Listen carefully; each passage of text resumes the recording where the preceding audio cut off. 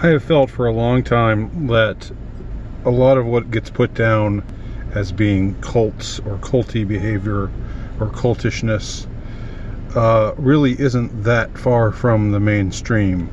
And I have a strong suspicion that a lot of the, and I think I've said this before somewhere, I have a strong suspicion that a lot of the cults which show up, which take, which manage to prosper and grow and become conspicuous and become notorious and attain notoriety because of their conspicuousness, because of their success, that these are intelligence sources. And so it's not, I say this because these cults, these organizations that get called cults are so adept at manipulation, at psychological manipulation of the most egregious sort. They do it, they're willing to stoop really low to go really, bone level, gut level, to hit the low vibrational energy that David Icke refers to, the most negativity, the most the kind of stuff that plays on fears and plays on them shamelessly and plays on them relentlessly. I remember seeing some things from the People's Temple, Jim Jones's, outfit, his notorious community, and Jim Jones had to have been an asset of some kind, an intelligence asset of some kind, and I think there's evidence that points to that. But he had all of these rather credulous people following him, whether they were, less educated black folks, or I don't know, these kinds of hippie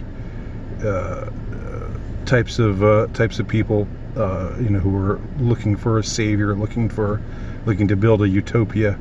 That was sort of the bifurcation in the Jim Jones community, the People's Temple community. It was a lot of blacks who Jones had summoned out and said, the white power structure is out to get you, and I'm your savior. But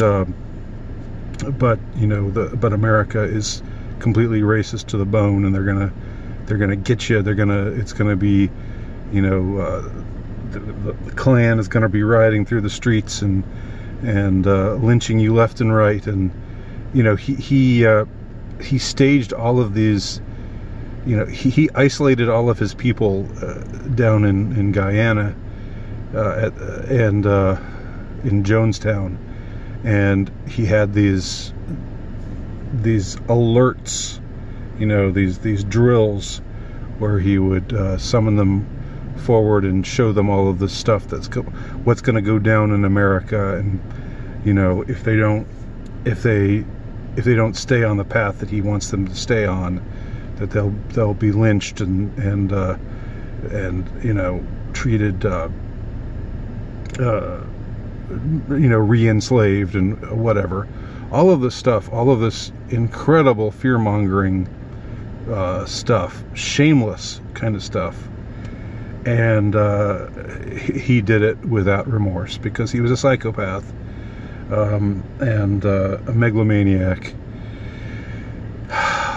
And the thing is, we put somebody like him and say, oh, he's way over here. He's way over here, and we as a society, we're more reasonable than that. Or Scientology, L. Ron Hubbard and his crew, and the kind of things that they cook up. It's a different clientele in their case, but it's the same. You look at the magazines and the products that they put forth.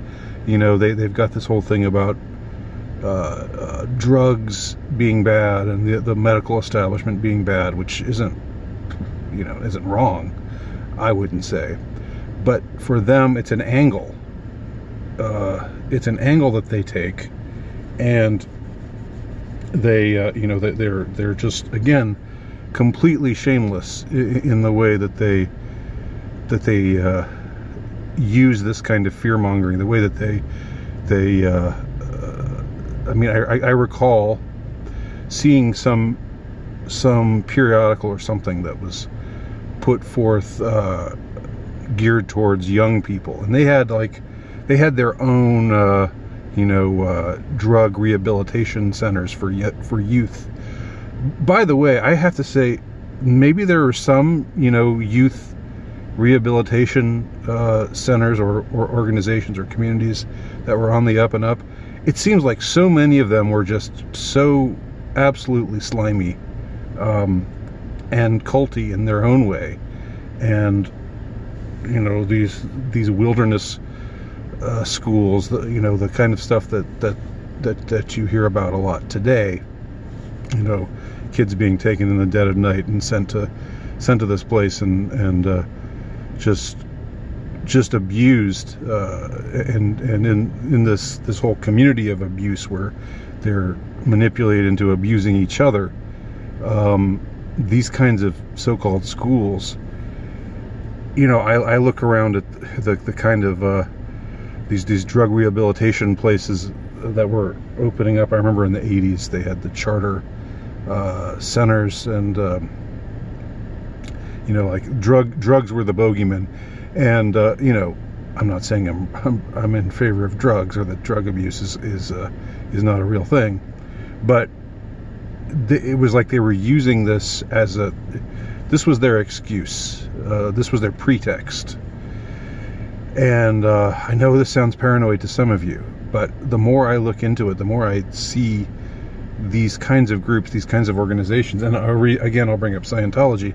I saw this periodical which was about drugs or something, and like it was so like the cover had these kids like yelling and crying and looking, their faces were all contorted. It was very upsetting just to see this cover. It was like they just told them, okay, just amp it up, amp up the angst, amp up the terror, and this was aimed at kids. Kids don't necessarily think to themselves, wait a minute, what's going on here? Well, I mean, people, even ordinary people, don't necessarily think to themselves, what's going on here? What are they trying to do? How are they trying to play with my emotions with these kinds of visuals and so forth? Just like Jim Jones's people. It's not that when I say that they were credulous or uneducated, I'm not putting them down. I'm not saying that they couldn't have known any better. It was just that they were never taught, or never learned, and he kept them in that state of ignorance and dependence on him. But the thing is, Jim Jones, L. Ron Hubbard, all the Scientology goons, we like say, okay, they're all over here. They're over here. They're way out. They're way out type of people. And culture, society, we're not like that. We are. The thing is, our so-called leaders, the people who would lead us, the people who claim to care about us, they do the exact same kinds of things. That's what they have been doing. Especially egregiously and shamelessly over the last year and change, with what's been going on, how they've been blowing it up, how they've been amping it up, how they've been fear-mongering shamelessly, telling us about the new normal. It's never going to be normal again, and just the more I think about their behavior, the angrier I get. Honestly, the angrier I get, because these are deeply disingenuous people who are doing everything they can to increase the trauma and misery index in people who are good, people who are, good, normal people who just want to, I don't know, lead ordinary lives and good lives and work a job and, the middle class, join the middle class. Meanwhile, they're destroying the middle class. The wealth transfer from the working class and the middle class, the billions that have been lost from small businesses that have gone into the pockets of all of the richest people, the oligarchs, the billionaires, the Bezoses and Zuckerbergs and Gateses and all the rest of them.